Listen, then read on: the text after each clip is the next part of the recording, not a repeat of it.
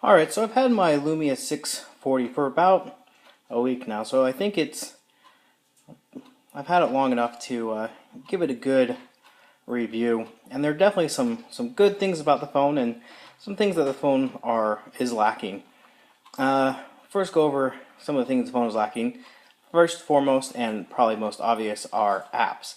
Obviously, it's not an Android device, not a iOS device, so it is lacking some apps. And I knew that coming into it, and for the most part, I was okay with it. There are just a couple that I wish that it had. Namely, I wish it had my bank application on here. I have a credit union. It's not very big. They have an iOS and an Android app, but they do not have a Windows mobile app.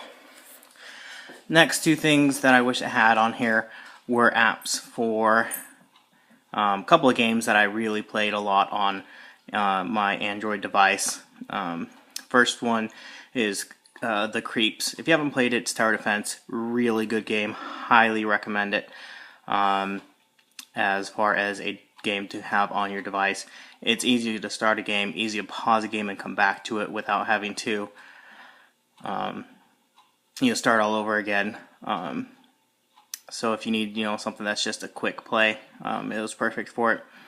And then Pocket Planes, hugely addicted to Pocket Planes. I was level 32, 33, something like that. If you played that game, you know that is an unfortunate large amount of time. And then I wish it had auto guide. I'm on a few different forums for a couple of vehicles I own, so it'd be nice if it had that. It does have Tap Talk, which I do use on it, and the app is fairly well designed. And for the most part, I've had great call quality. I could hear people could hear me. I had great signal. Today was the first time I had, I guess I could call it like a break or pause in my call. And what was happening is, love her to death, my grandma called. And she's the kind of person that if she calls you, you can just kind of set your phone down and let her talk herself till she's done, and then the call's over, and it didn't require much input from you. And she called while I was driving. I was on the freeway going 70, 75, and a couple of times she did kind of cut out. I missed a word. On a 8-mile drive, I think it happened 3 times. I don't know if it was switching between cell towers or if she just wasn't holding her phone properly, which does happen with her. But so far, that's been my only bad call I've had. And I haven't been able to reproduce it since I don't normally talk on my phone while driving. I usually put it in my pocket or turn it off and put it in my bag.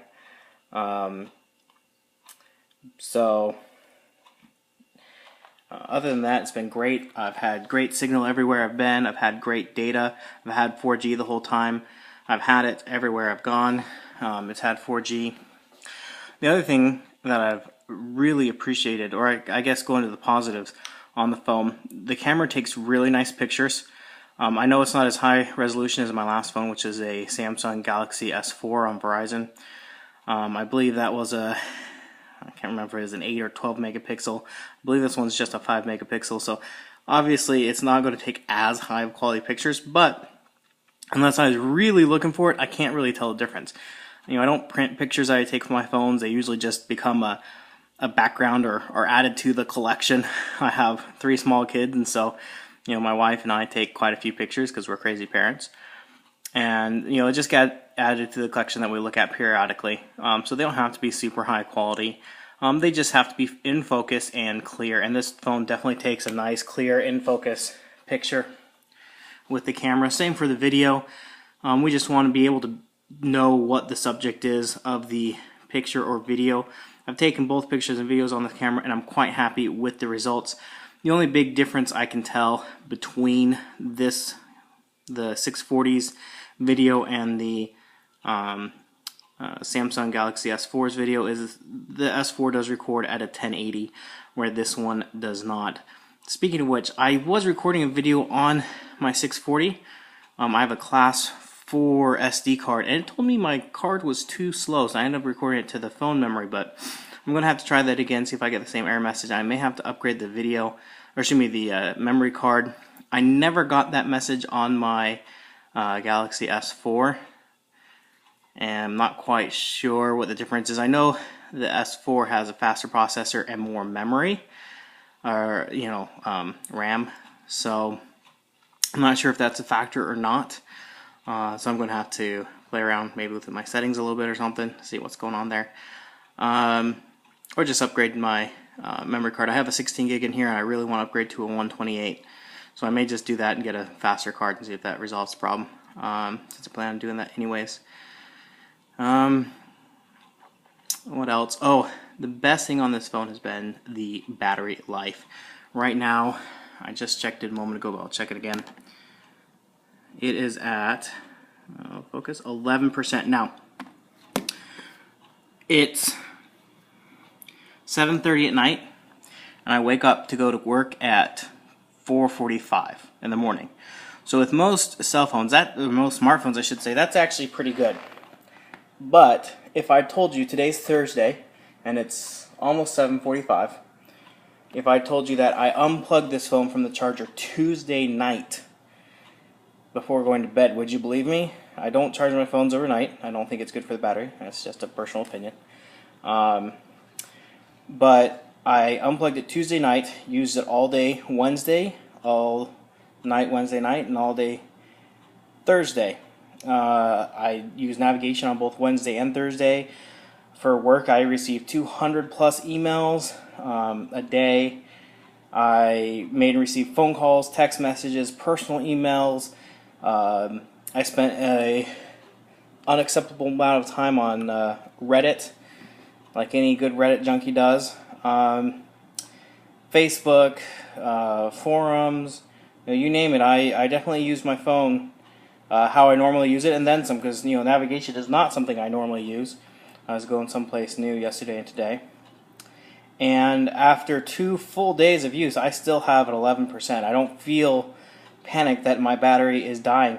In fact, I checked the battery at about 5 o'clock, so almost 3 hours ago, and it was at like 16 or 17%. So, in 3 hours, it's gone down by 5-6%, and it definitely has a nice long-lasting battery, and I've used it quite a bit in that time.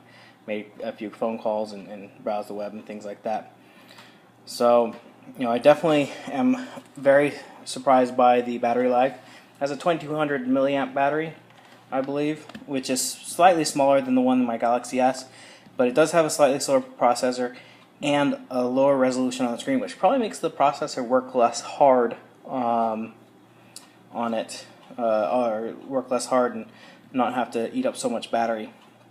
But yeah, especially for the budget, I definitely think this is probably one of the best phones you can buy for $100. I tried some Android phones that were quote-unquote budget Android phones, and Android just does not work well on a budget phone. It's slow, it's buggy, it crashes, but on a budget phone, the Windows OS is definitely, the Windows Phone OS is definitely snappy. It's quick. I really like the picture background, to where your tiles kind of take on that picture. I really think that's fun. I wish it wasn't white, and it's a terrible fingerprint magnet. I wish this was maybe a rubberized material. I believe this phone can do the wireless charging, which my 822 could, my Lumia 822. So if I can get a back that does wireless charging, I'm definitely going to be doing that, so I can charge it wirelessly. I love that feature, because these micro USB ports are pretty fragile. I've never actually ruined one, but I know they can be ruined fairly easily, and I have, as I said, 3 small kids, and so anything I can do to not have a cord plugged into something that they will trip over or yank on is a good thing. So, and maybe I'll see if I can get like maybe a black or a blue or something, not so shiny, and fingerprint magnet. Other than that, yeah, I mean, you know, a good Android phone will cost you $300-400. An Apple device new, you know, you're pushing $1,000 for, you know, one with more memory, because you can't expand the memory. That's the thing with this, is it only has 8 gigs of internal memory, but I can throw a 128 gig card in here, call it a day.